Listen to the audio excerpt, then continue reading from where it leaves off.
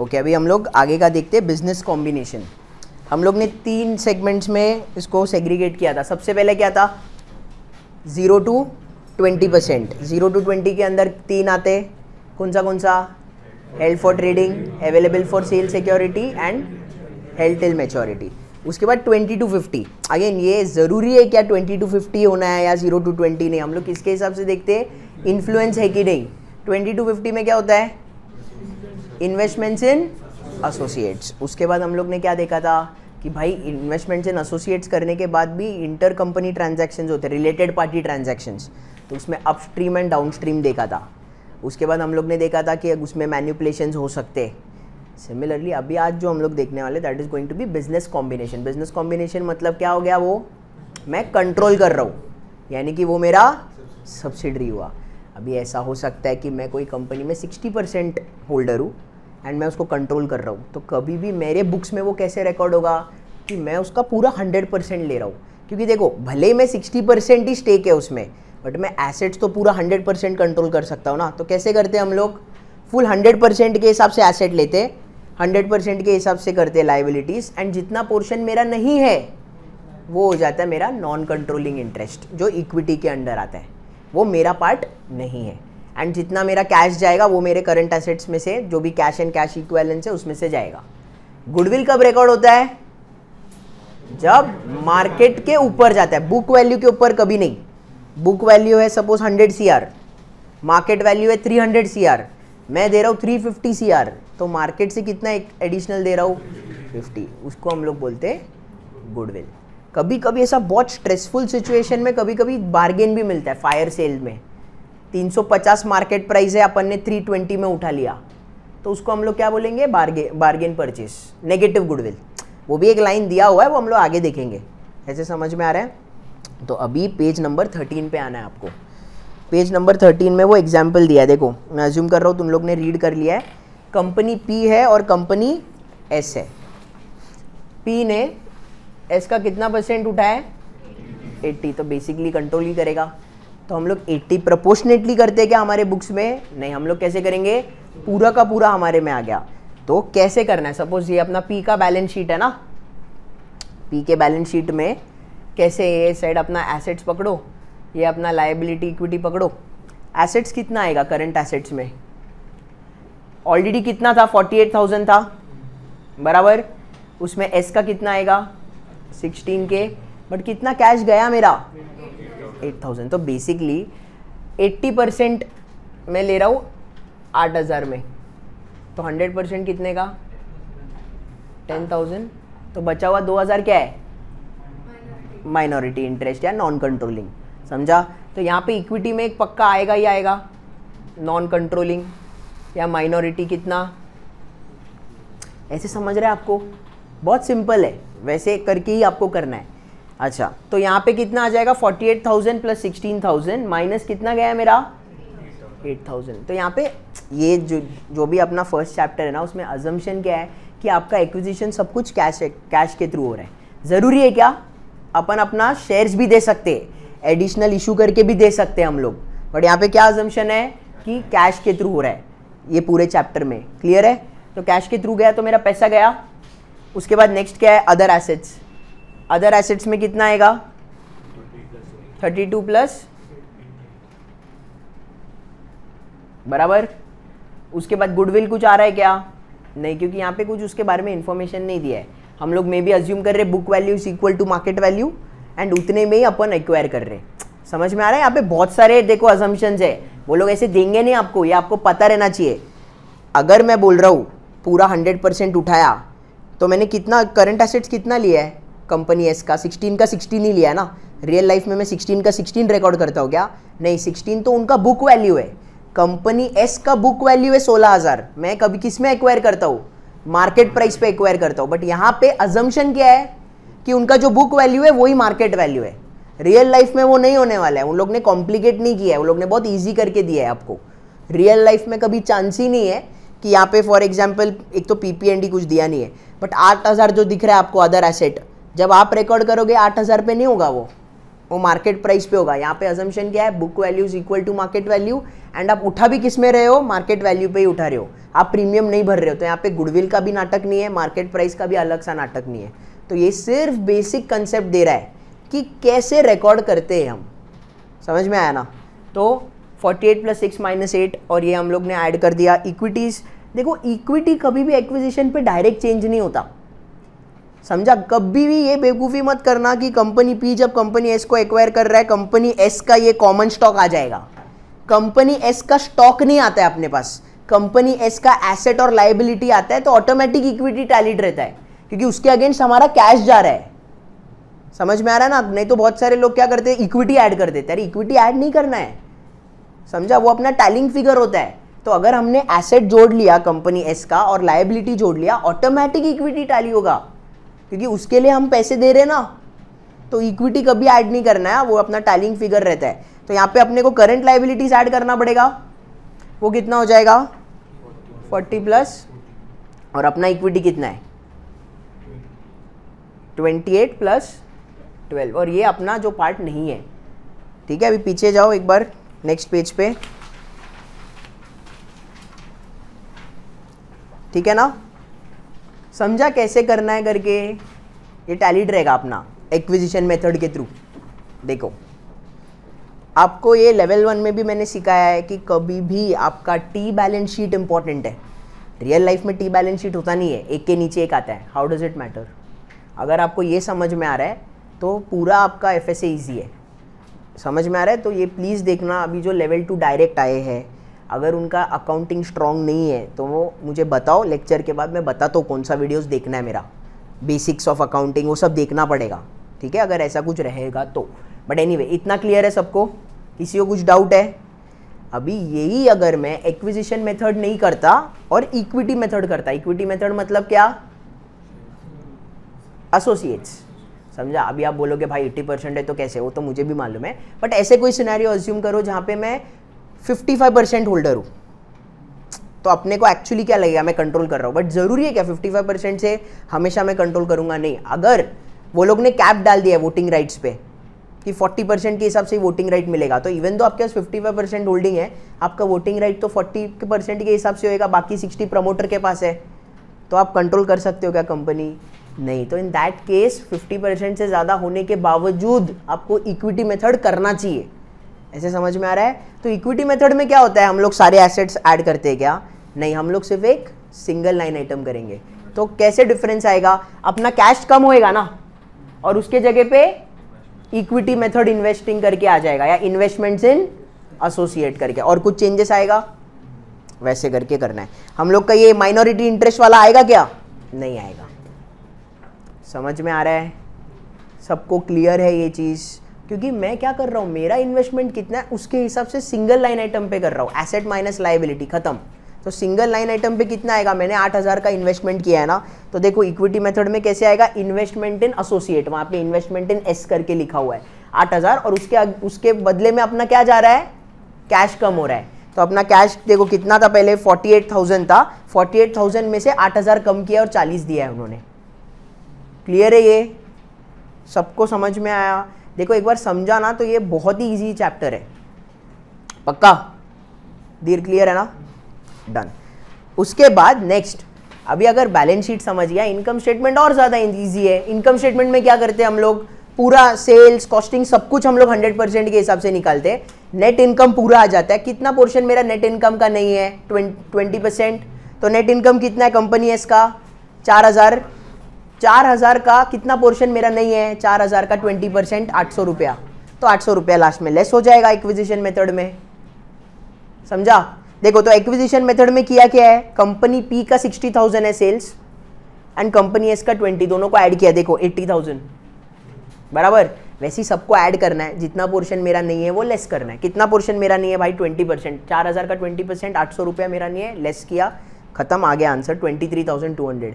यही अगर investments in associate करना पड़ता तो क्या मैं हर एक लाइन आइटम को ऐड करूंगा क्या, नहीं, डायरेक्ट मैं क्या करूंगा भाई, 4000 में से कितना पोर्शन मेरा है 80%, तो 4000 का 80% 4 × 8 32, तो 3200 ऐड किया रहेगा। अभी है ना टेक अवे पॉइंट ज़्यादा इंपॉर्टेंट है, समझा। अभी ये तो चलो समझ गया आपको, मोस्ट लाइकली ना ऐसा सम नहीं आएगा आपको, वो लोग है ना बात करते रहेंगे दो लोग, और उसके ऊपर क्वेश्चन आएगा। तो अभी देखो आपको समझना है, आप इक्विटी मेथड अकाउंटिंग करो या आप अपना बिजनेस कॉम्बिनेशन वाला करो, ठीक है, मतलब सब्सिडरी अकाउंटिंग, आपका नेट इनकम चेंज होने वाला है क्या फाइनल आंसर? तो फाइनल आंसर हमेशा सेम रहेगा। तो वो फर्स्ट टेक अवे पॉइंट है, लिखो वहाँ पे your net income is going to be the same. Actually वो लास्ट लाइन पे दिया रहेगा, देखो टेक्स्ट बुक में प्रोफेसर्स नोट के ऊपर नेट इनकम सेम है इक्विटी मेथड में और एक्विजिशन मेथड में, ठीक है ना, लेकिन मार्जिन्स किसका ज्यादा रहेगा? इक्विटी मेथड में मार्जिन ज्यादा रहेगा ना, क्योंकि वो सेल नहीं ऊपर अकाउंट कर रहे ना। देखो ये सब बहुत इंपॉर्टेंट है, ऐसे कंपनीज मैनिपुलेट करती है, समझ में आ रहा है आपको? देखो फॉर एग्जांपल एक्विजिशन मेथड में कितना लिया है सेल्स? 80,000, वेराज इक्विटी मेथड में कितना लिया है? 60। लेकिन भाई दोनों का नेट इनकम सेम है ना, मार्जिन्स क्या है? Net income upon sale. तुम्हारा सेल कम थी, नेट इनकम सेम, मार्जिन ज्यादा, तो इक्विटी मेथड में आपका मार्जिन ज्यादा रहेगा कंपेयर टू एक्विजिशन। ये एक लाइन लिखो, ये टेक अवे पॉइंट्स बहुत क्रिटिकल रहने वाला है आपको। ओके, अभी हम लोग नेक्स्ट मॉड्यूल पे चलेंगे, बिजनेस कॉम्बिनेशन, गुडविल। अभी गुडविल रिकॉर्ड कैसे करना है? देखो वैसे तो बहुत सिंपल है कि भाई एक होता है book value of equity suppose 100 CR है, मार्केट वैल्यू है 250 करोड़ और मैं पे कर रहा हूँ 280 करोड़, तो कितना हो गया? 30 करोड़ का गुडविल हो गया।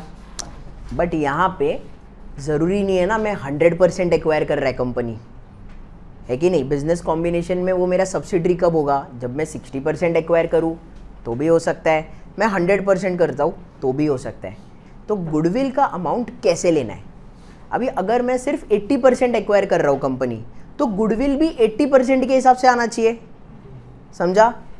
ये है ना IFRS बोलता है कि अगर मैं 80% कंपनी एक्वायर कर रहा हूँ तो मैं गुडविल 100% के हिसाब से नहीं रिकॉर्ड करूँगा। समझ में आ रहा है? IFRS क्या बोल रहा है? मैं 80% के हिसाब से खरीद रहा हूँ ना कंपनी, तो गुडविल भी कितना रिकॉर्ड करूँगा? 80%। उसको हम क्या बोलते हैं? Partial goodwill. US गैप क्या बोलता है? भले तुम 80% एक्वायर कर रहे हो, कंट्रोल तो पूरा 100% कर रहे हो ना कंपनी, तो गुडविल भी पूरा 100% के हिसाब से लेने का है। तो ये US गैप बोलता है। तो फुल गुडविल कौन रिकॉर्ड करता है? US gap by default. IFRS के पास ऑप्शन है, वो पार्शियल भी कर सकता है और फुल भी कर सकता है। ऐसे समझ में आया क्या? अगर मैं 80% एक्वायर कर रहा हूँ तो मैं गुडविल भी 80% के हिसाब से रिकॉर्ड करूँगा।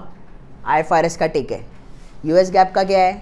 भले तुम 80% कर रहे हो, तुम कंपनी तो पूरा कंट्रोल कर रहे हो ना, तो 100% के हिसाब से रिकॉर्ड करो। तो अगर आपको US गैप के हिसाब से गुडविल कितना है ढूंढना है, वो बाय डिफॉल्ट हमेशा फुल गुडविल होएगा। IFRS है तो आपके पास ऑप्शन है कि फुल करना है कि पार्शियल करना है। ऐसे समझा? तो अभी फर्स्ट क्वेश्चन जो अभी आपने रीड किया है, मैं अज्यूम कर रहा हूँ वुडकॉर्प। अभी उसके ऊपर वाला ना वो रीड कर, वो जो फॉर्मूला दिया है वो सब करने की ज़रूरत नहीं है, मैं आपको सिंपल इससे बता दूंगा तो आ जाएगा आपको। वुडकॉर्प पेड कितना? 600 मिलियन, ठीक है, तो 600 उसने पे किया है, ऐसे समझते। Paid 600 million for all of the outstanding stock, मतलब बेसिकली 100%, मतलब ये फुल एक्विजिशन ही फुल है, तो गुडविल भी बाय डिफॉल्ट क्या आएगा? फुल। समझा? तो इसमें पार्शियल का तो सवाल ही नहीं उठता। अभी उन लोग ने क्या दिया? देखो बुक वैल्यूज दिया है अपने को। गुडविल बुक वैल्यू पे आता है कि मार्केट वैल्यू पे आता है? मार्केट। तो अभी बुक वैल्यू तो उन्होंने दिया है 80, 760, 30 है। 30 क्या है? कौन सा गुडविल है? टर्म क्या है उसका? लेवल 1 में था अकाउंटिंग गुडविल। इकोनॉमिक गुडविल क्या होता है? फ्यूचर। ये क्या है? पास्ट का है ना। समझ में आ रहा है क्या? पाइन कॉर्पोरेशन ने कोई और कंपनी को एक्वायर किया है पहले पास्ट में, तो ये जो गुडविल है वो अभी अलग सा जोड़ के आएगा उसी में, तो वो अपना अकाउंटिंग गुडविल हो गया। उसके बाद लाइबिलिटीज कितने का है बुक पे? 400 और इक्विटी कितना है? 470, वो टैलिंग अमाउंट है। अभी अपन कितने में करते हैं? मार्केट प्राइस पे करेंगे, पहले देखेंगे ना मार्केट प्राइस क्या है। तो उन लोगों ने नीचे दिया हुआ है कि सारे एसेट्स एंड लाइबिलिटीज जो बुक वैल्यू पे है ना, उनका मार्केट वैल्यू सेम है, एक्सेप्ट जो PP&E 760 है, मार्केट वैल्यू उसका कितना है? 120 से ज़्यादा। मतलब बेसिकली मेरे लिए मार्केट वैल्यू क्या होएगा? करंट एसेट का कितना है मार्केट वैल्यू? 80। जो बुक वैल्यू है वही मार्केट वैल्यू है, गिवन है ना उधर, क्या लाइन दिया हुआ है, the fair value of PP&E was this more than it's book value, बाकी सबका तो सेम ही है, तो ये 80 का 80 रहेगा, PP&E कितने का है 760 प्लस 120, 120 से ज़्यादा है बोला ना, तो कितना हुआ 880, तो टोटल कितना हो गया, ये मेरा क्या है 960 market value of assets.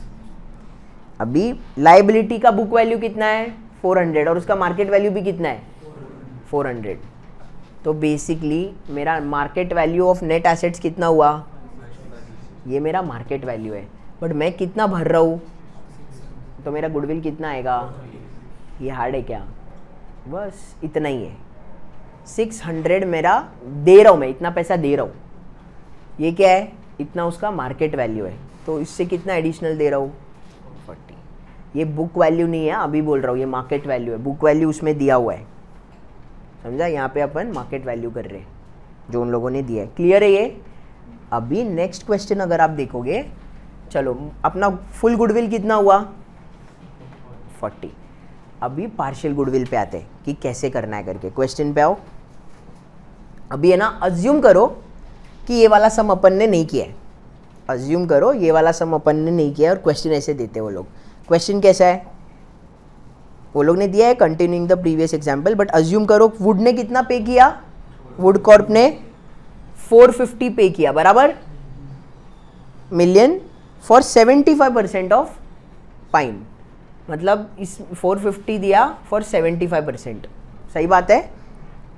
Calculate the amount of goodwill would should report using the full goodwill method and partial goodwill method. अच्छा, अभी पार्शियल का करना पड़ेगा, अभी पार्शियल का आप कैसे करोगे बोलो,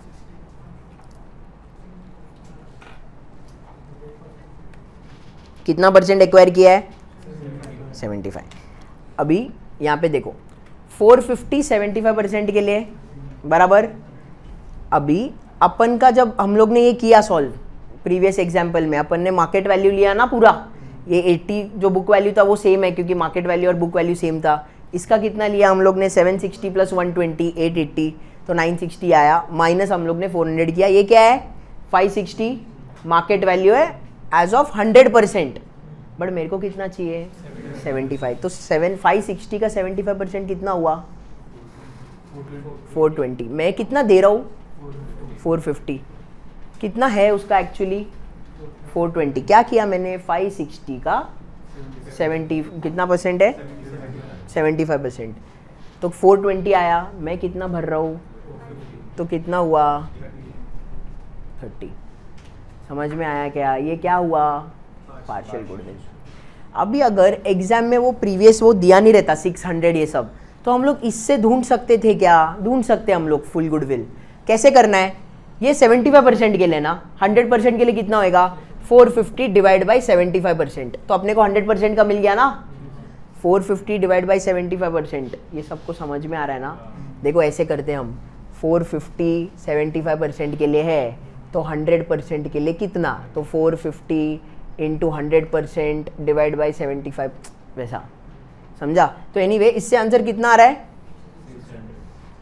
600 आया ये, माइनस इसका कितना आएगा, इधर से ही निकाला है तो ये 560 आएगा, और ये कितना हुआ 40। ऐसे भी कर सकते हैं एग्जाम में, कैसे भी वे से वो लोग पूछ सकते हैं, ये कंसेप्ट स्ट्रांग है ना, तो कैसे भी क्वेश्चन आने दो आप सॉल्व कर लोगे।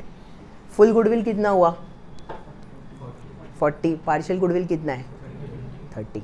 अभी मुझे एक बात बताओ, वो जो 10 का डिफरेंस है वो अकाउंटिंग में कहाँ पे आएगा, अभी है ना ऐसे अज्यूम करते हैं, फुल गुडविल पकड़ते हैं, कितना गुडविल रिकॉर्ड किया है 40, मेरा इक्विटी में नॉन कंट्रोलिंग इंटरेस्ट कितना आएगा, इक्विटी में नॉन कंट्रोलिंग इंटरेस्ट कितना, अगर मैं ऐसे अज्यूम करो मैं 75% ही एक्वायर कर रहा हूँ, मैं कितना एक्वायर कर रहा हूँ 75% ही एक्वायर कर रहा हूँ, बट गुडविल कितना लिया फुल गुडविल के हिसाब से, ऐसे समझ में आ रहा है, मैं एक्वायर कर रहा हूँ 450 ही, मतलब 75% ही एक्वायर कर रहा हूँ, बट मैं रिकॉर्ड कैसे कर रहा हूँ फुल गुडविल, ऐसे समझा, तो मैं कितना नॉन कंट्रोलिंग इंटरेस्ट लूंगा, नहीं तुम लोग समझ नहीं रहे हो, देखो बैलेंस शीट है लाइबिलिटी, इक्विटी और एसेट बराबर। मैं कितना परसेंट एक्वायर किया है? 75% फॉर 450। कितना परसेंट मेरा नहीं है? 25%। दैट करस्पॉन्ड्स टू कितना? 150, क्योंकि 600 पूरे पे आ रहा है, 450 तो 150 आया। तो अपना नॉन कंट्रोलिंग इंटरेस्ट कितना है? 150। और गुडविल तभी कितना रिकॉर्ड हो रहा है फुल में? 40। तो कल को अगर मैं को बोला पार्शियल गुडविल करना है तो ये 40 की जगह कितना हो जाएगा? 30 होएगा ना। तो उसका करस्पॉन्डिंग क्या गिरेगा? ये 140 होएगा। बस इतना ही, यही बताना था मेरे को कि अगर मेरा फुल गुडविल से पार्शियल गुडविल आ रहा है, 40 का 30 हो रहा है, तो उसका करस्पॉन्डिंग एंट्री क्या कम होएगा? Non controlling interest. बस इतना ही बात है, समझा? बट ये लिखना है आपको, ये दिया है वैसे तो टेक्स्ट बुक में, बट उन लोगों ने ना कैलकुलेशन सब किया है जो ज़रूरत नहीं है बेसिकली। ये डायरेक्ट भी तो समझ रहा है ना, 40 का 30 हो रहा है ये तो समझा, तो उसका दूसरा एंट्री कहाँ पे जाएगा? मेरा नॉन कंट्रोलिंग इंटरेस्ट कम होएगा। ठीक है, ये सिर्फ लिखो, उसके बाद आगे का भी बताना है। वो एक्चुअली दिया हुआ है सेकेंड पैराग्राफ में, page number 19। In the previous example, non-controlling interest using the full goodwill method दिया हुआ है, देखो, is 150।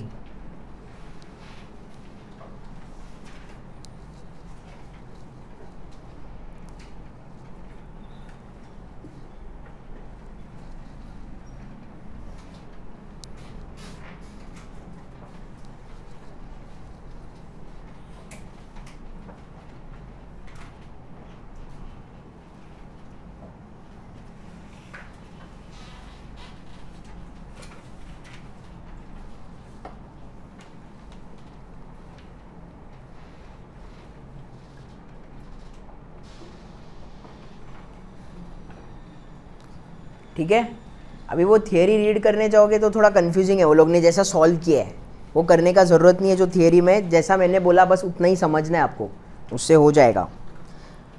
अभी है ना, अगर कोई फुल गुडविल यूज़ करता है कंपेयर टू पार्शियल गुडविल, कोई फुल गुडविल यूज़ करता है, उसका आरओई क्या होएगा? आरओई और आरओए ज़्यादा रहेगा कि कम? जो फुल गुडविल यूज़ कर रहा है, देखो आरओई और आरओए क्या है formula? Net income upon equity, net income upon asset बराबर।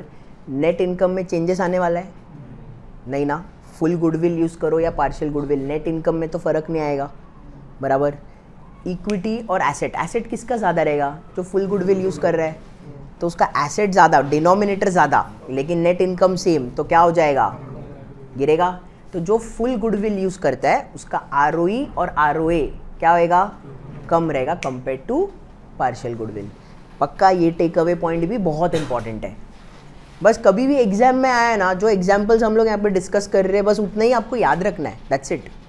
वो बहुत ईजी हो जाएगा आपके लिए।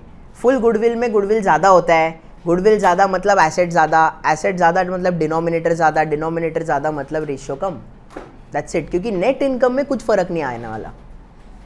ठीक है, अभी है ना आगे वाला देखते हैं, इम्पेयरमेंट ऑफ गुडविल। चलो पहले तो इम्पेयरमेंट क्या होता है? What do you mean by impairment?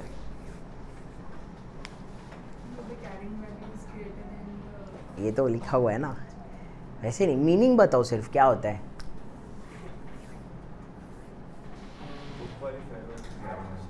नहीं, ये आप नंबर्स में बता रहे हो, मैं बेसिक पूछ रहा हूँ। इम्पेयरमेंट मतलब क्या? मतलब जिसका भी जो यूजफुल लाइफ है ना, अगर उधर तक नहीं पहुंचने वाला है, डेप्रिसिएशन इज डिफरेंट। देखो, जब मैं बोलता हूँ अगर एक कार है, ठीक है, गाड़ी ले रहे हैं हम लोग, हम बोल रहे हैं वो कार को अगर बराबर से मेंटेन किए ना आप लोगों ने, तो वो 8 साल चल जाएगा। तो उसका यूजफुल लाइफ कितना है? 8 ईयर्स। बट अगर आपने मेंटेन ही नहीं किया, अचानक ख़राब हो जाएगा ना एक टाइम के बाद, फिर उसको हम बोलते सडन लॉस, उसको हम बोलते हैं इम्पेयरमेंट। समझ में आ रहा है? वो इम्पेयरमेंट ठीक करने के लिए में भी फिर बहुत बड़ा फटका बैठेगा आपको। समझ में आ रहा है? तो अभी इम्पेयरमेंट है ना, किसी भी चीज़ का हो सकता है। Tangible assets, intangible assets, finite life, infinite life. समझ में आ रहा है? जैसे टैंजिबल फाइनाइट में क्या क्या आएगा? PP&E, उसका डेप्रीसिएशन होता है, लेकिन वो भी इम्पेयर होता है, समझा? टैंजिबल में जो इनफाइनाइट लाइफ है उसका क्या है, फाइनाइट में पीपीएनडी है, इनफाइनाइट में क्या आएगा, लैंड। उसको डेप्रिशिएट करते क्या, नहीं, क्योंकि उसका यूज़फुल लाइफ नहीं है। बट वो इम्पेयर हो सकता है क्या, हाँ, एग्रीकल्चरल लैंड है, ख़राब हो गया, नहीं अभी हुएगा कुछ, ख़त्म, इनफर्टाइल लैंड, इम्पेयर। इनटैंजिबल्स क्या क्या एग्जाम्पल है फाइनाइट में, कॉपीराइट, पेटेंट, ट्रेडमार्क, बराबर। इसको क्या करते हैं हम लोग, अमोर्टाइज, क्योंकि यूज़फुल लाइफ है। गुडविल को अमोर्टाइज करते हैं क्या, नहीं, क्यों, क्योंकि उसका इनफाइनाइट है। क्यों गुडविल का इनफाइनाइट लाइफ है, गुडविल का इनफाइनाइट लाइफ क्यों है, नहीं, और बेटर तरीके से, हाँ, क्योंकि गुडविल कब क्रिएट होता है, जब मैं कोई और बिजनेस को खरीद रहा हूँ ना, और बिजनेस का फर्स्ट अजम्पशन क्या है, गोइंग कंसर्न। ऐसे थोड़ी बोलते हम चालू करके 3 साल में बंद करेंगे, नहीं ना, उसका इनफाइनाइट लाइफ है, इसके लिए गुडविल अमोर्टाइज नहीं होता, तो वो क्या होता है लेकिन, इम्पेयर। अभी गुडविल इम्पेयरमेंट का मतलब क्या है, चैतन्य क्या लगता है आपको, गुडविल इम्पेयरमेंट का मीनिंग क्या है,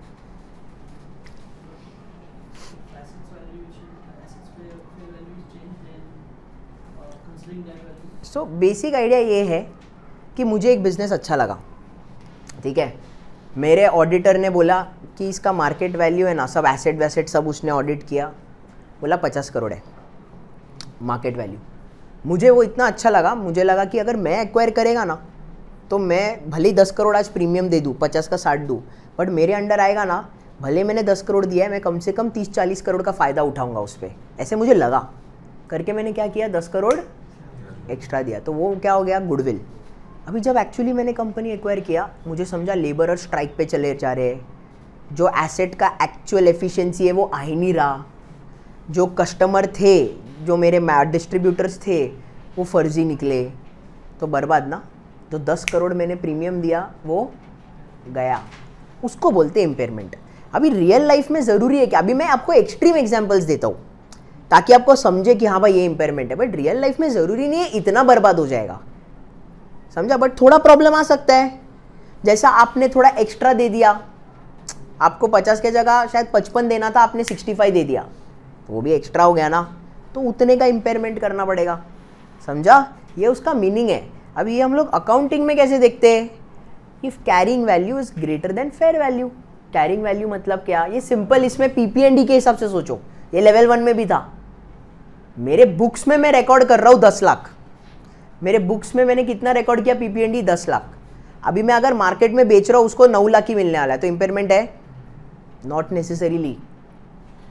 देखो लेवल 1 अच्छे से करना है, सोचो 10 लाख का पीपीएनडी है मेरे पास, मेरे बुक्स में रिकॉर्डेड है, मैं अगर बेचूंगा तो मार्केट वैल्यू कितना है, 9 लाख, तो जरूरी नहीं इम्पेयरमेंट है। अगर मैं वो मशीन से 15 लाख का सेल कर पा रहा हूँ तो काय का इम्पेयरमेंट, तो दोनों एस्पेक्ट देखना पड़ता था, याद है क्या, वैल्यू न्यूज़ करके देख रहे थे, हायर ऑफ फेयर वैल्यू और वैल्यू न्यूज़। अभी आप रिलेट कर पा रहे हो, वो इंपॉर्टेंट है कि ज़रूरी नहीं है सिर्फ एसेट का वैल्यू कम है तो प्रॉब्लम है पीपीएनडी के केस में, बट यहाँ पे गुडविल है। अब ये कैरिंग वैल्यू का मतलब क्या है, कैरिंग वैल्यू का मतलब ये है कि मैंने ऑलरेडी पैसे दे दिए, मतलब 50 करोड़ का मार्केट वैल्यू था, मुझे इतना अच्छा लगा कंपनी की मैंने 60 करोड़ दे दिया, ये अजम्पशन है, तो ऑलरेडी दे दिया ना मैंने, तो मेरे बुक्स में कितना गुडविल रिकॉर्ड होएगा, 10 करोड़, वो अभी मेरे बुक्स में रिकॉर्ड हो गया ना, भले ही वो टाइम मैंने फेयर वैल्यू पे किया बट बाद में रिकॉर्ड हो गया ना, मेरे बुक्स में आ गया, तो उसको क्या बोलेंगे, बुक वैल्यू। तो उसका बुक वैल्यू का दूसरा नाम क्या है, कैरिंग वैल्यू। ये सब में आपको कंफ्यूजन कभी नहीं आना चाहिए, book value, carrying value, net value सब सेम है, पक्का। This is greater then fair value. अभी ये फेयर वैल्यू क्या है, ये फेयर वैल्यू का मतलब है, अभी सपोज कंपनी 50 करोड़ की थी, मैंने 60 करोड़ में लिया, तो 10 करोड़ मैंने प्रीमियम दिया ना, अभी जैसे ही मैंने प्रीमियम दिया मुझे समझेगा क्या इम्पेयरमेंट है, अरे तो मैं पागल हूँ क्या कि तभी के तभी लेने के लिए, नहीं ना। इम्पेयरमेंट एक्चुअली रियल लाइफ में समझ में आता है 2, 3, 4 साल बाद, 2 साल के बाद भी नहीं, 3, 4 साल बाद समझ में आता है। क्योंकि देखो आप एक कंपनी ले रहे हो 50 का 60 करोड़ पे, तो आपको अगर लग रहा है 30 करोड़ का मुनाफा होने वाला है over the period of time, वो तुरंत तो नहीं होएगा ना, आपको चीज़ें सेटल करने में सब टाइम लगेगा कि नहीं, आपको डिस्ट्रीब्यूटर से बात करना पड़ेगा, वो कंपनी का ट्रेजरी डिपार्टमेंट हटाना पड़ेगा और अपने अंडर लेना पड़ेगा, कॉस्ट कटिंग करना पड़ेगा, वैसे करके प्रॉफिट बढ़ाओगे ना। तो ऐसा तो नहीं है साल 2 साल के अंदर तुरंत हो जाएगा, टाइम लगने वाला है। तो यहाँ पे अजम्पशन क्या मालूम है, आपने एक्वायर किया और उसके 1-2 साल के बाद वाला बात है ये, तो ही हम देख सकते हैं। ऐसे समझ में आ रहा है आपको? ऐसा नहीं है खरीद के तुरंत देख लिया मैंने, वो नहीं होता, टाइम लगता है वो इम्पेयरमेंट होने के लिए गुडविल का, समझा? क्योंकि मैनेजमेंट भी जब खरीदता है वो लोग ये बोलते हैं ना कि भाई हम लोग ने ये खरीदा है, वो सिनर्जी इफेक्ट आने के लिए अगला 2 to 3 years 4 years लगेगा। तो आप कैसे 1 year में इम्पेयर कर सकते हो अनटिल अनलेस एकदम स्ट्रॉन्ग कुछ एविडेंस है आपके पास। समझ में आ रहा है आपको? अभी उतना डिटेल में वो देते नहीं है, ये तो अभी सम देना है ना उनको, तो वो लोग ने ये सारे अजम्पशंस छोड़ दिए, बट रियल लाइफ में ऐसे होता है। ये क्लियर है सबको? तो मेरे कितने बुक्स में कितना रिकॉर्ड किया है? 10 करोड़। अभी अगर 1-2 साल बाद मुझे ऐसा लग रहा है कि यार एक्चुअली ना सिर्फ मेरे को ना 6 करोड़ ही देना चाहिए था यार, एक्स्ट्रा ज़्यादा दे दिया मैंने 4 करोड़, तो 4 करोड़ क्या है? इम्पेयरमेंट। ऐसे समझ में आया आपको? अभी हम लोग एक एग्जाम्पल के साथ करेंगे ना, बहुत ईजी है। अभी याद है आपको लेवल 1 में जब इम्पेयरमेंट होता था, सब क्या करते थे? यूएस गैप 2 स्टेप प्रोसेस होता था, IFRS का 1 स्टेप प्रोसेस, बस वही है यहाँ पे भी। यूएस गैप क्या करता है? 2 स्टेप प्रोसेस। फर्स्ट स्टेप में वो ये देखता है इम्पेयरमेंट है कि नहीं है, सेकेंड स्टेप में वो देखता है कितने का है, जैसा लेवल 1 में था सेम। फर्स्ट स्टेप में क्या करता है यूएस गैप?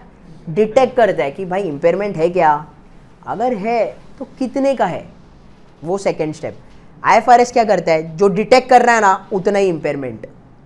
तो अभी हम लोग सबसे पहले हार्ड वाला, मतलब थोड़ा ट्रिकी वाला लेते हैं, विच इज गैप। ठीक है, तो पहले पे आओ।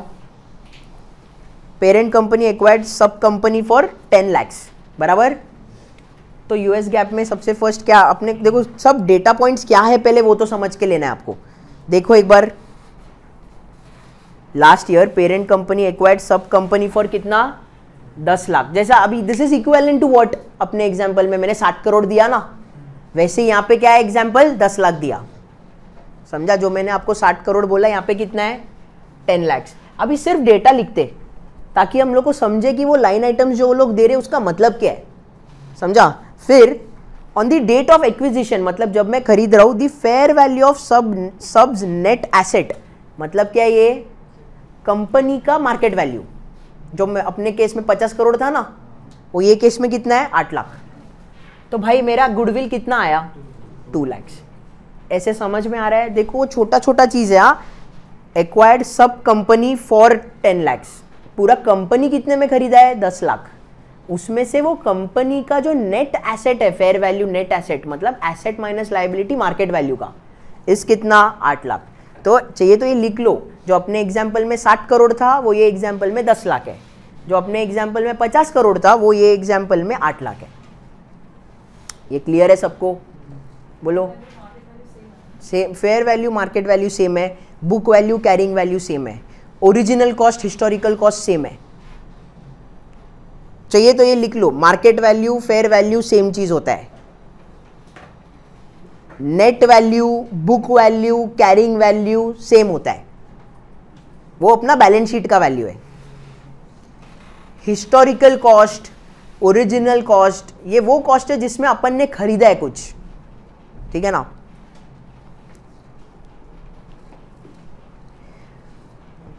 क्लियर है? तो अपना गुडविल कितना रिकॉर्ड हुआ है? 2 lakhs। उसके बाद का सेंटेंस देखो, at the end of this year the fair value of सब इज 9,50,000। अभी ये क्या है? फेयर वैल्यू ऑफ सब। वो लोग क्या बोल रहे हैं? फेयर वैल्यू ऑफ सब का मीनिंग क्या है? एसेट्स के बारे में या लायबिलिटी के बारे में बोल रहे क्या? नहीं, वो लोग ये बोल रहे हैं कि भाई 1 साल हो गया, अगर मैं अभी एक्वायर करता ना सब कंपनी को, वो कंपनी जो है सब, उसको मैं अभी एक्वायर करता तो मैं 10 लाख नहीं देता, मैं कितना देता? 9.5 lakhs ही देता। तो अच्छी बात है कि बुरी बात है? बुरी बात है ना भाई, अच्छा तो नहीं हुआ। 10 लाख का और बढ़ना चाहिए ना वैल्यूएशन, समझ में आ रहा है? ऐसा अच्छा मतलब मेरे लिए बुरा ना, मैंने 10 दे दिया है, अभी मैं अगर जब वैल्यू कर रहा हूँ तो वो 10 से ज़्यादा होएगा तब मुझे लगे अरे सही किया अरे भाई लाइफ में, तो वो बट अभी बुरा हो गया ना। अभी अगर नेक्स्ट ईयर कर रहे तो कितना है उसका, कंपनी का वैल्यू कितना आ रहा है? 9.5 बराबर। And the fair value of subs net assets, मतलब asset minus liability, market value कितना है 7.75 lakhs। तो अगर मैं नेक्स्ट ईयर नया खरीदने जाता वो सेम कंपनी को, तो गुडविल कितना आ रहा है, कितना आ रहा है इसका 1.75। तो यहाँ देख के दिख तो रहा है कि भाई आज इस बार मैंने 2 लाख का गुडविल रिकॉर्ड किया है, अगर अगले साल करता तो सिर्फ 1.75 गुडविल रिकॉर्ड करना पड़ता। तो ये बुरी बात हो रही है ना, मैंने एक्स्ट्रा दिया है ना, ऐसे समझ में आ रहा है। बट इनका फर्स्ट स्टेप ये नहीं है, ये अनफॉर्चुनेटली उनका सेकेंड स्टेप है गैप का। अभी क्योंकि जैसा डेटा दिया मेरे को वो इंटरप्रेट करना था करके मैंने आपको ये क्या है वो बताया, बट ये एक्चुअली क्या है उनका सेकेंड स्टेप। फर्स्ट स्टेप क्या है ये देखना कि भाई आपका जो कैरिंग वैल्यू है if that is greater then fair value, ये उनका फर्स्ट स्टेप है। अभी कैरिंग वैल्यू क्या है,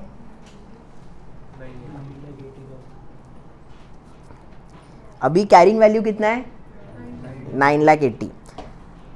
अभी देखो बहुत अच्छे से समझना है हो क्या रहा है यहाँ पे। जब मैंने एक्वायर किया था ना वो साल का बात नहीं कर रहे यहाँ पे, नेक्स्ट ईयर का बात कर रहे हैं। समझ में आ रहा है, मैंने कितने में खरीदा था, मेरा बुक वैल्यू कितना था स्टार्ट में 10 lakhs था, वो 10 lakhs का अभी वैल्यू कितना हो गया बुक्स में 9,80,000।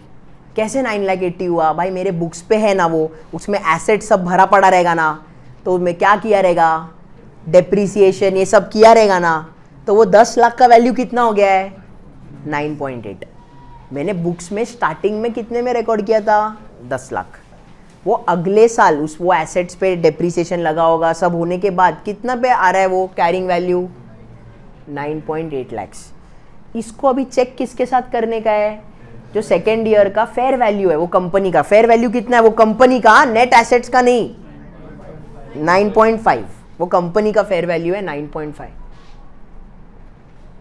ऐसे समझा, मेरे बुक्स में कितना आ रहा है 9.8, that is greater then 9.5।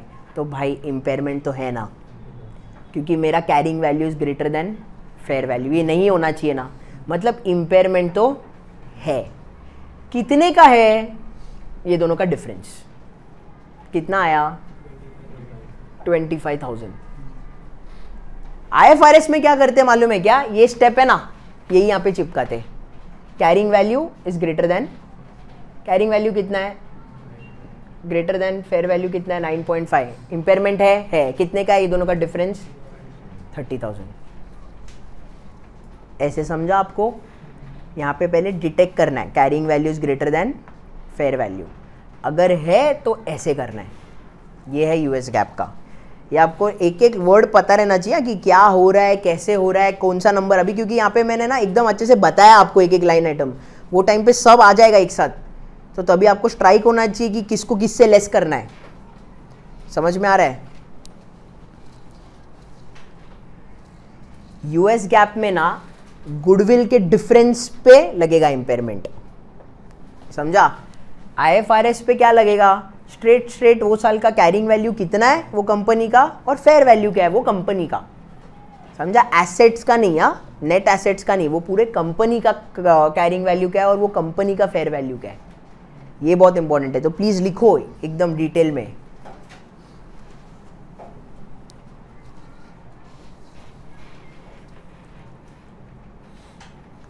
Fair value of company and fair value of net asset, ये दोनों का डिफरेंस क्या है, ये दोनों का डिफरेंस ही अपना गुडविल आता है। Fair value of company and fair value of net assets, ये दोनों का difference is nothing but your goodwill. ऐसे समझ में आ रहा है, डन। जैसा गुडविल रिकॉर्ड हो सकता है उसका उल्टा भी हो सकता है, मतलब बहुत कम बार होएगा ऐसा, कोई फायर सेल है जिधर जल्दी कुछ करना है तो फिर ऐसे हो सकता है, डिस्ट्रेस्ड सिक्योरिटी है तो हो सकता है, ठीक है। जैसे ARCs में होता है, एसेट रिस्ट्रक्चरिंग कंपनीज, वो लोग ये कर सकते हैं। तो कैसे होता है, सपोज मार्केट वैल्यू है 350 करोड़, मैंने उठा लिया 320 करोड़ में, तो 30 करोड़ कम में पड़ा ना, तो उल्टा प्रीमियम देने की जगह डिस्काउंट मिला ना, वो होता है हमारा बार्गेन परचेस, ठीक है। अभी जहाँ तक मेरा नॉलेज है ये अपने लिए गेन हुआ ना 30 करोड़ का, तो IFRS में ये श्योर नहीं है क्योंकि ये टेक्स्ट बुक में दिया नहीं है कुछ, बट IFRS में मेरे हिसाब से ये गेन इनकम स्टेटमेंट से राउट होके आता है, और इंड एस में मेरे हिसाब से OCI में जाता है, इनकम स्टेटमेंट से होके नहीं जाता है। अभी CA क्या होता है? हाँ वो नहीं किया है, छोड़ दिया है। वाह। तो बार्गेन परचेस में जो गेन आता है ना, मेरे हिसाब से इंड एस में वो OCI में जाता है, इनकम स्टेटमेंट से नहीं रूट करते उसको। वेरएस IFRS में क्या होता है? इनकम स्टेटमेंट से होके जाता है। बाकी लेकिन समझने का ज़रूरत नहीं है, ये बार्गेन परचेस है। अभी इसके बाद हम लोग नेक्स्ट पे जाएंगे, जॉइंट वेंचर। जॉइंट वेंचर का क्या, क्यों करते, जॉइंट वेंचर क्या होता है, किस रीज़न के लिए करते हैं? अभी इंडिया में डायरेक्ट एक फॉरेन से इंश्योरेंस कंपनी नहीं आ सकता, उसको हमेशा एक जॉइंट वेंचर पे करना पड़ता है। एक इंडियन कंपनी और फॉरेन कंपनी को साथ में आना पड़ता है, रिसोर्सेज क्लब करना पड़ता है और फिर बिजनेस चालू करना पड़ता है। केस इन पॉइंट क्या क्या है? ICICI लोम्बार्ड, फिर प्रूडेंशियल है, ICICI प्रूडेंशियल है, भारतीय एक्सा है, बहुत सारे। तो सबका वैसे ही है, समझ में आ रहा है? Joint venture. अभी जॉइंट वेंचर अकाउंटिंग कैसे होएगा? अभी जॉइंट वेंचर अकाउंटिंग मतलब क्या, मैं एक कंपनी है, ठीक है, वंश एक कंपनी है, हम लोग दोनों मिलके एक तीसरा कंपनी बना रहे सिर्फ एक पर्पस के लिए। अभी मेरे बुक्स में तो ऑलरेडी मेरे कंपनी का सब कुछ रहेगा ना, वो कंपनी का जितना भी % में होल्ड करता रहेगा सिर्फ उतना मैं ले रहा हूँ, that is called as proportionate accounting. समझ में आ रहा है? उसके पहले कंट्रोलिंग में क्या करते, पूरा 100% में रिकॉर्ड करता हूँ, जितना मेरा नहीं है वो नॉन कंट्रोलिंग करता हूँ। यहाँ पे मैं क्या कर रहा हूँ, प्रोपोर्शनेट अकाउंटिंग। बट वो इतना ज़्यादा फेमस नहीं है, एग्जाम में उसके रिलेटेड क्वेश्चन आ सकता है क्या, 100% मतलब आ तो सकता है। प्रोपोर्शनेट अकाउंटिंग में क्या होएगा, वो सिर्फ प्रपोर्शन पे हम लोग सारे लाइन आइटम्स लेंगे। जैसे हम लोग कंट्रोलिंग में क्या करते थे, सेल्स है तो पूरा 100% रिकॉर्ड करते थे, यहाँ पे अगर मेरा सिर्फ 60% है तो सिर्फ 60% रिकॉर्ड करूँगा। बट उससे ज़्यादा फेमस अकाउंटिंग क्या है इसमें भी, जैसा एसोसिएट्स का करते हैं, इक्विटी मेथड अकाउंटिंग। तो अभी एग्जाम में लेकिन कैसे भी तरीके का क्वेश्चन आएगा, तो हम लोग अभी देखेंगे कैसा है। तो अभी आप इस पे आ जाओ, नेक्स्ट पेज पे, फिगर 13.7।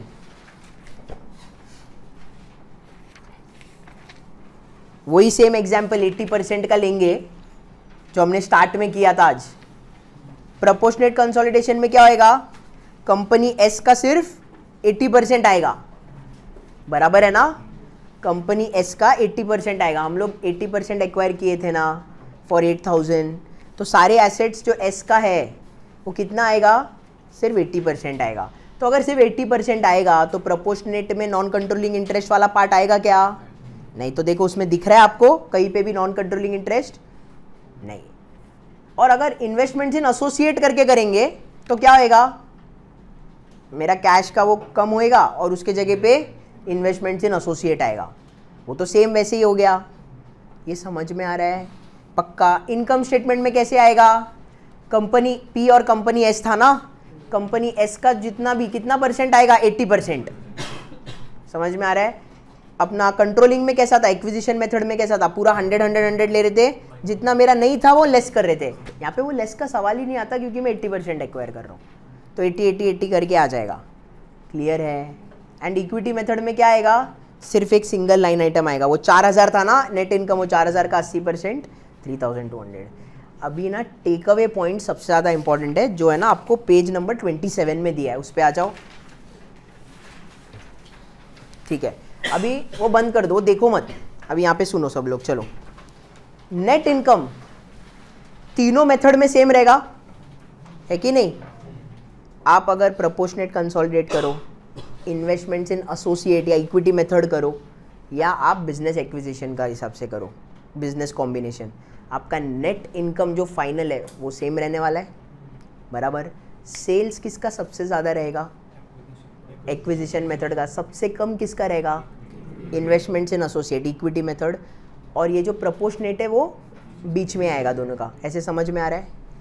इक्विटी का क्या लगता है, इक्विटी सबसे ज़्यादा किसका आएगा, इक्विटी सबसे ज़्यादा किसका आएगा?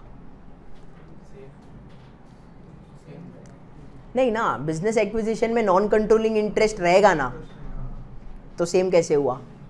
नॉन कंट्रोलिंग इंटरेस्ट आखिर में इक्विटी का पार्ट है ना, तो सबसे ज़्यादा इक्विटी किस में आएगा, एक्विजिशन में। प्रोपोर्शनेट कंसोलिडेशन और अपना इक्विटी मेथड, इसमें किस में ज़्यादा रहेगा, सेम रहेगा। हाँ, मैंने ऐसे कंफ्यूज करने के लिए पूछा, सेम आएगा। तो इक्विटी दोनों में सेम रहेगा, इन्वेस्टमेंट्स इन एसोसिएट और प्रोपोर्शनेट। लेकिन जो एक्विजिशन मेथड है उसमें इक्विटी ज़्यादा रहेगा क्योंकि नॉन कंट्रोलिंग इंटरेस्ट वाला पार्ट आएगा। सबको दिमाग में आ रहा है ना, बैलेंस शीट वो आना चाहिए, वो बहुत इंपॉर्टेंट है। एसेट सबसे ज़्यादा किसका रहेगा? एक्विजिशन, क्योंकि 100% के हिसाब से ले रहे हैं ना। उसके बाद नेक्स्ट किसका आएगा? प्रोपोर्शनेट। प्रोपोर्शनेट उसके बाद आएगा। और सबसे कम किसका आएगा? इक्विटी, क्योंकि वो सिंगल लाइन आइटम करके आएगा। प्रोपोर्शनेट में समझ में आ रहा है, एसेट्स के टाइम पे वो मिड में आ रहा है लेकिन इक्विटी उसका सेम रहेगा। ये बहुत इंपॉर्टेंट है समझने को। ये समझ रहा है ना? क्यों किसी को कुछ डाउट है तो प्लीज पूछो, वो इंपॉर्टेंट है। ठीक है, तो अगर ये आ गया, और रेवेन्यू सबसे ज्यादा किसका रहेगा? एक्विजिशन, उसके बाद प्रोपोर्शनेट और उसके बाद इक्विटी। तो अगर मैं ऐसे पूछूं नेट प्रॉफिट मार्जिन सबसे ज्यादा किसका रहेगा? इक्विटी, क्योंकि नेट इनकम सबका सेम है। सेल सबसे कम जिसका, उसका मार्जिन ज्यादा, वो कौन हुआ? इक्विटी। ये समझा तुम लोग को? सेकंड, आरओई सबसे ज्यादा किसका रहेगा? आरओई क्या है? नेट इनकम अपॉन सेम रहेगा ना। नेट इनकम सबका सेम है, इक्विटी प्रोपोर्शनेट और इक्विटी का सेम है, तो सबसे ज्यादा किसका रहेगा? इनका रहेगा। समझा? एक्विजिशन में क्या हो जाएगा? नेट इनकम सेम है बट इक्विटी ज्यादा रहेगा, जिसकी वजह से क्लियर है ये पक्का। आरओए सबसे ज्यादा किसका रहेगा? इक्विटी। फिर प्रोपोर्शनेट का उसके बीच में सबसे कम, ये क्लियर है सबको? पक्का, डन। ओके, अभी हम लोग है ना नेक्स्ट वाला पॉइंट देखते हैं, स्पेशल पर्पस एंटिटी या स्पेशल पर्पस व्हीकल। अभी लेवल 1 का ये एग्जाम्पल है, वही मैं वापस बता रहा हूँ। ठीक है, हार्ले डेविडसन है, वो अपना कस्टमर्स को व्हीकल बेच रहा है। वो लोग पूरा का पूरा पैसा अभी दे नहीं रहे, उनको लोन लेना पड़ रहा है। ऐसे समझ में आ रहा है आपको? तो ये कौन प्रोवाइड कर रहा है? इनका ही क्रेडिट डिवीजन है, हार्ले डेविडसन क्रेडिट कॉर्प। ये लोग ही उनको लोन दे रहे हैं। बेसिकली एक एनबीएफसी होगा। बहुत बार बड़े बड़े कंपनीज अपने खुद का एनबीएफसी खोल के चालू करते हैं। ऑब्वियसली लाइसेंस वाइसेंस सब लगता है बट वो सब ठीक है। तो क्या हो रहा है, इसको पैसा लेट आ रहा है ना, धीरे धीरे करके आएगा। तो मतलब अभी हार्ले डेविडसन के पास काफ़ी रिसीवेबल्स रहेगा अपने बुक्स में, लेकिन हार्ले डेविडसन को रिसीवेबल्स अपने बुक्स में रहेगा, उसको पैसा अगर लेट आने वाला है तो उसको टेंशन रहेगा ना, क्योंकि वो जहाँ से बनवा रहा है हार्ले डेविडसन का जो रॉ मटेरियल्स आ रहे, सब कुछ आ रहे, उसके लिए तो उसको पैसा देना पड़ेगा ना। तो उसको वर्किंग कैपिटल इशू होता होगा कि नहीं? तो उसको अपना पैसा तुरंत चाहिए। तो वो क्या करेगा? हार्ले डेविडसन क्रेडिट कॉर्प है, क्रेडिट कॉर्प एक एसपीवी खोलेगा, स्पेशल पर्पस व्हीकल। एंड वो क्या करेगा? जो भी ये लोन्स है वो लोन बुक इधर ट्रांसफर करेगा। अभी ये इन्वेस्टर को क्या बेनिफिट है?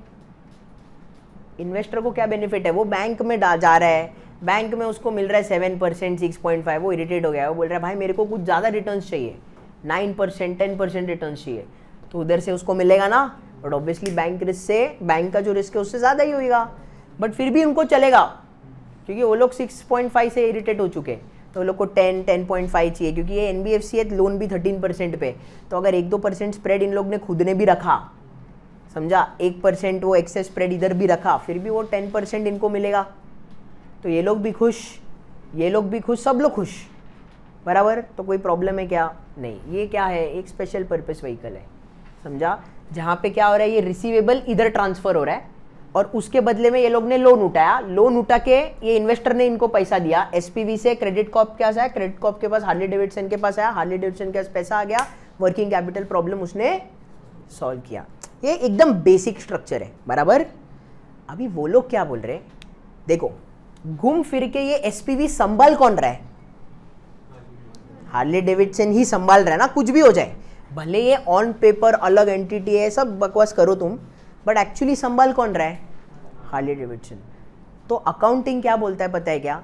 इवन दो आपने अलग एंटिटी किया है ना, आपको मर्ज करना पड़ेगा आपका अकाउंटिंग, आपको आपका अकाउंटिंग मर्ज करना पड़ेगा। क्यों इंपॉर्टेंट है? क्योंकि अभी आप सोचो, एक्चुअल में हार्ले डेविडसन कर क्या रहा है? लोन ले रहा है ना, बट उसके बुक्स में लोन दिखेगा क्या? लोन्स किसके बुक में दिखेगा? एसपीवी के बुक में। हार्ले डेविडसन का जो बैलेंस शीट था उसके बुक्स में कैसा था? पहले सपोज डेटर है 100 करोड़ का, बराबर। ये समझ में आ रहा है तुम लोग को? वो क्या कर रहा है हार्ले डेविडसन? ये जो डेटर है इसको पास ऑन कर रहा है और उसके जगह पे डेट ले रहा है, बराबर। मतलब ये एसपीवी का बैलेंस शीट कैसे दिखेगा, ये जो डेटर है ये किधर पास कर रहा है, वो इधर पास कर रहा है, एंड एसपीवी क्या कर रहा है, डेट ले रहा है ना। किससे डेट ले रहा है, और डेट से जितना भी कैश आ रहा है, सपोज 100 करोड़, वो 100 करोड़ कहाँ जा रहा है, एज कैश 100 CR। तो इधर से ये कटेगा, डेटर कट गया और कैश आ गया, तो मस्त दिख रहा है बैलेंस शीट। अभी जो डेटर था वर्किंग कैपिटल में अटका कैश दिख रहा है, बट क्या ये ट्रू रियलिटी है क्या, नहीं, रियलिटी ये नहीं है बॉस, रियलिटी ये भी है ना। तो एक्चुअली क्या कर रहा है, अगर मैं ये एंटिटी मर्ज कर दूं तो क्या हो रहा है, बैलेंस शीट है, उनके पास कितने का डेटर था, 100 करोड़। बेसिकली उसने कैश रेस किया है 100 CR और उसके लिए उसने डेट लिया है 100 CR। ये ट्रू रिप्रेजेंटेशन है ना। बट हार्ले डेविडसन केस में कैसे दिख रहा है, सिर्फ कैश दिख रहा है। ये जो डेटर है और डेट है वो तो बैलेंस शीट में दिख ही नहीं रहा, जिसके वजह से हार्ले डेविडसन का जो लेवरेज है वो कम दिखेगा। लेवरेज कम दिखेगा तो ऐसा लगेगा मस्त कंपनी है ना। बट क्या वो सही बात है, नहीं। तो वो लोग बोल रहे कौन से कंडीशन में अपने को ये जोड़ना पड़ेगा, कौन से कंडीशन में जोड़ना पड़ेगा, जब sponsor by default Harley Davidson है। तो अभी यहाँ पे देखो दिया हुआ है, देखो 2 पॉइंट्स दिया हुआ है थियरी में।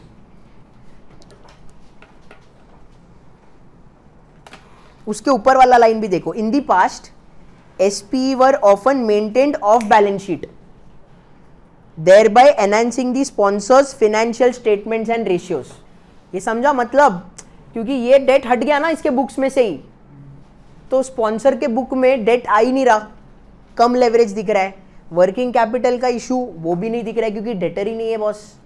तो सारी चीजें अच्छा दिख रहा है, बट क्या ये ट्रू रिप्रेजेंटेशन है, नहीं। ये उन लोग ने ऑफ बैलेंस शीट रख दिया ना, तो क्या ये सही चीज है क्या, नहीं। तो वो लोग क्या बोल रहे हैं कि कौन से सिचुएशंस में आपको कंबाइन करना है, जैसा इसको और इसको कंबाइन करके ये हो रहा है ना, वैसे वो लोग यहाँ पे पूछ रहे कौन से सिचुएशन में कंबाइन करना पड़ेगा। 2 सिचुएशन पे, दोनों में से दोनों वैलिड है तो भी, दोनों में से एक वैलिड है तो भी। क्या है, first, at risk equity that is insufficient to finance the entity's activity without additional financial support. ऐसे दिया है। बेसिकली उनको क्या बोलना है, ये जो एसपीवी है इसके अंदर के इन्वेस्टर्स को इक्विटी इन्वेस्टर भी बोल सकते हैं ना, पता है ना आपको, लेवल 1 में इक्विटी ट्रांच भी होता है। एसपीवी के अंदर यहाँ पे हो सकता है सेफ कोई डेट वाला हो, ये सब याद है आपको, सीडीओ, कोलैटरलाइज्ड डेट ऑब्लिगेशन। इसके अंदर एक पोर्टफोलियो मैनेजर बैठ रहा है जो खरीदता बेचता है एसेट बैक सिक्योरिटी, उसमें जो रिस्की ट्रांचेस है उसको क्या बोलते हैं, इक्विटी ट्रांच। वो नाम की इक्विटी है ना, ओनर्स है क्या, वो लोग फाइनेंस कर सकते हैं क्या कुछ भी, नहीं ना, सिर्फ ऑन पेपर वो इक्विटी ओनर्स है ना बस। तो ऐसे सिचुएशन में क्या करना पड़ेगा, कंबाइन करना पड़ेगा, वो लोग बोल रहे हैं। एंड मेजॉरिटी एसपीवीज में ऐसे ही होता है। वो फर्स्ट सिचुएशन है। सेकंड सिचुएशन क्या बोल रहे हैं, equity investors that lack any of the following decision making rights. बस खत्म। ये जो इक्विटी ट्रांच है उनके पास डिसीजन मेकिंग पावर है क्या, नहीं, वो सिर्फ नाम के इक्विटी वाले, क्योंकि स्पॉन्सर और पूरा काम चला कौन रहा है, हार्ले डेविडसन। समझा। बाकी का 2 पॉइंट्स तो फिर भी चलेगा, the obligation to absorb expected loss, हाँ वो लोग करेंगे, वो उनको करना पड़ेगा। एंड थर्ड क्या है, the right to receive expected residual returns, ये भी है इक्विटी ट्रांच को। तो ये दोनों बराबर पॉइंट्स है एसपीवी में, बट मेजर जो फर्स्ट और सेकंड पॉइंट है उसके वजह से वो हमेशा वीआईई होएगा। एक एसपीई अगर वीआईई है तो वेरिएबल इंटरेस्ट एंटिटी, तो हम लोग को झक मारा के कंसोलिडेट करना पड़ेगा। और जितना भी हमने L1 में सीखे है ना, एसेट बैक सिक्योरिटीज, वो सब कुछ वीआईई है मोस्टली, समझ में आ रहा है। तो हम लोग को क्या, वो लोग बोल क्या रहे हैं कि अपने को कंसोलिडेट करना पड़ेगा। अभी एग्जाम्पल देखो, चलो एग्जाम्पल से और बेटर तरीके से समझेगा। यही है एग्जाम्पल, ऐसी कुछ सिमिलर एग्जाम्पल है। देखो उन लोग ने एसेट लेफ्ट में डाला है, लाइबिलिटी इक्विटी राइट पे डाला है। हम लोग हमेशा उल्टा करते हैं। कैश कितना है कंपनी के पास, 50, डेट कितना है कंपनी के पास, 1200, और रिसीवेबल कितना है कंपनी के पास। कंपनी क्या कर रही है, अपना रिसीवेबल यही काम कर रही है, रिसीवेबल बेच रही है 100 का और उसके अगेंस्ट डेट उठा रही है। अगर ऑफ बैलेंस शीट अलग सा रख दिया तो क्या होएगा, ऑफ बैलेंस शीट अगर अलग सा कर दिया तो कैसे दिखेगा, वो लोग ने दिया है देखो,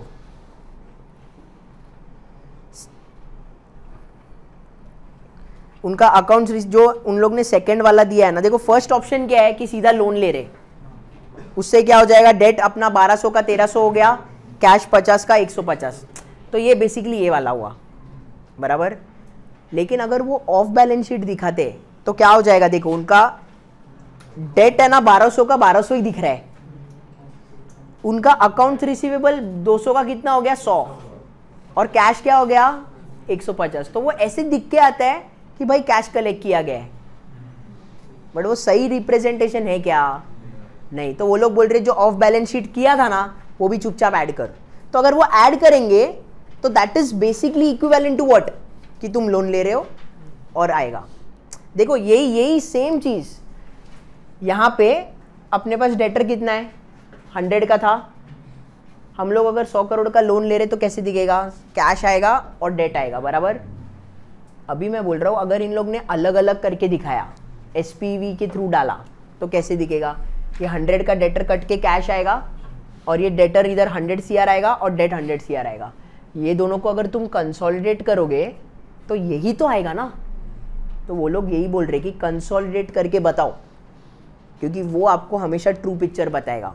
तो देखो आपका जो सॉल्यूशन में फर्स्ट वाला है ना, दिख रहा है आपको cash 150, accounts receivable 200, debt 1300, last में भी वही दिखेगा कंसोलिडेट करके, सेम आंसर आएगा। तो वो लोग बोल रहे कि अगर तुम लोगों का एसपीवी एक्चुअली एक वीआई है तो तुम वो ऑफ बैलेंस शीट नहीं कर सकते। तो ये इन्वेस्टर के लिए अच्छा बात है ना, इन्वेस्टर देख के समझेगा ना, नहीं तो बेवकूफ़ बना सकते। देखो वैसे तो बेवकूफ़ फिर भी नहीं बना सकते, क्योंकि एनुअल रिपोर्ट में ना उनको मेंशन करना पड़ता है कि एसपीवी है कि नहीं, और एसपीवी ट्रांजैक्शंस रहता है, वो बात अलग है कि कितने लोग देखते हैं, लेकिन ये चीज़ है ना। तो इसके लिए वो चीज़ लेके आए कि वो बोल रहे कि कंसोलिडेट करना पड़ेगा और ट्रू पिक्चर दिखाना पड़ेगा। क्लियर है सबको, डन।